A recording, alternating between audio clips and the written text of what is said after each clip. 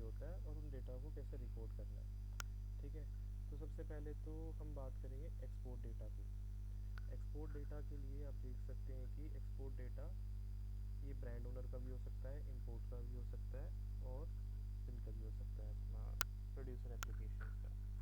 ठीक है, तो जैसे कि आप स्क्रीन पर देख पा रहे हैं, ठीक है, अब हम क्योंकि एक्सपोर्ट कर रहे हैं तो एक्सपोर्ट करने के लिए यहाँ पर नाम डालना है कि कौन सी एंटिटी को आपने बिल किया है, उनका एड्रेस, कंट्री, उनका फ़ोन नंबर। इन केस अगर उनका फ़ोन नंबर आपके पास नहीं है तो आप अपना फ़ोन नंबर डाल सकते हैं। ठीक है, अकाउंट नंबर यहाँ पर आपने अपना डालना है, आईएफएससी कोड अपना डालना है।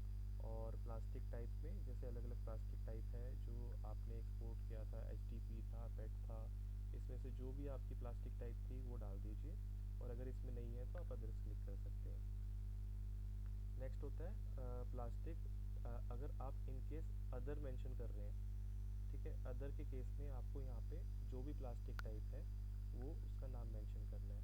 अब आ जाती है plastic category. Plastic category 1, 2, 3 and 4। Plastic category 1 वो होती है जैसे फॉर एग्जांपल रिजिड प्लास्टिक हो गया, जैसे पेट बॉटल्स होते हैं जो इसको आम भाषा में हार्ड प्लास्टिक बोलते हैं। ठीक है, कैटेगरी 2 होता है फ्लेक्सिबल प्लास्टिक। फ्लेक्सिबल प्लास्टिक कोई भी पॉलीथीन टाइप्स हो सकता है। ठीक है, बट इसमें कंडीशन ये है कि वो एक या दो लेयर मिलके बन रहा है। अगर एक लेयर मिलके बन रहा है और एक ही टाइप का प्लास्टिक है तो भी कोई इशू नहीं है। और अगर दो लेयर मिलके बन रहा है बट दोनों की दोनों लेयर प्लास्टिक की होनी चाहिए, फॉर एग्जांपल एक लेयर एचटी की होगी, एक लेयर पीपी की होगी, तो कैटेगरी 2 में आता है प्लास्टिक फ्लेक्सिबल में। और अगर सिर्फ एक ही लेयर से बना है तो भी कैटेगरी 2 रहेगा। कैटेगरी 3 में ये ट्विस्ट आ जाता है कि कोई भी प्लास्टिक की एक लेयर फ्लेक्सिबल बट, ठीक है, और दूसरी दूसरे मटेरियल की लेयर, फॉर एग्जांपल वो पेपर हो सकता है, कार्डबोर्ड हो सकता है, ठीक है, या फिर एलुमिनियम फॉइल हो सकती है। तो जब वो कैटेगरी आ जाती है तो उसमें आप डालेंगे कैटेगरी 3। यहाँ पे हमें फाइनेंशियल ईयर मेंशन करना है। तो यहाँ पर जैसे कि आप देख रहे हैं कि अभी हम इस बार 25-26 का फाइनेंशियल ईयर डालेंगे तो ड्रॉप डाउन में नहीं आ रहा है, तो आप इसकी कंडीशनल फॉर्मेटिंग करके या सेम फॉर्मेट दूसरा बना के वो डाल सकते हैं। ठीक है, और अगर अदरवाइज़ आप ये नहीं दे पा रहे हैं, हम खुद डाल देंगे उसे, आप इसको ब्लैंक छोड़ दीजिएगा। अब बात आती है क्वांटिटी की। क्वांटिटी में अगर हम बात करते हैं तो क्वांटिटी यहाँ पर मेट्रिक टन में डालनी है, ना कि नंबर्स में।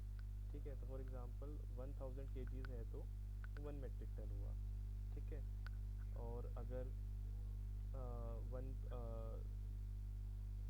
300 अगर केजी में है तो उसको 1000 से डिवाइड करके जो भी फिगर आएगा आपको वहीं यहाँ पर वो डालना है, बट मेट्रिक टन में, ना कि नंबर्स में। और अगर जब आपने एक्सपोर्ट किया है और जिस मटेरियल को, ठीक है, प्लास्टिक पैकेजिंग को, अगर उसमें आपने रिसाइकल्ड प्लास्टिक कंटेंट यूज़ किया है तो वो कितना परसेंटेज यूज़ हुआ है वो यहाँ डालना है, अदरवाइज़ यहाँ पर ज़ीरो छोड़ देना है। ठीक है, तो वो आप अपने अपने हिसाब से देख लेना कि कितना आप यूज़ करते हैं उसमें।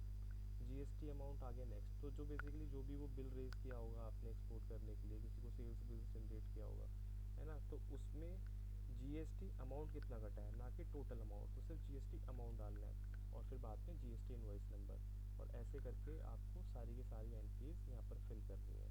ठीक है, इसमें ध्यान रहे कि एक्सपोर्ट में ना कभी कभी कुछ लोग कंफ्यूज हो जाते हैं। फॉर एग्जांपल वो बिल तो कर रहे हैं लोकल इंडियन फर्म को, बट शिपिंग एड्रेस है उसका बाहर का, तो लोग उसे एक्सपोर्ट समझ बैठते हैं। बहुत सिंपल सा लॉजिक है, जिसको भी आप बिल कर रहे हैं, बिल टू और शिप टू में फ़र्क होता है।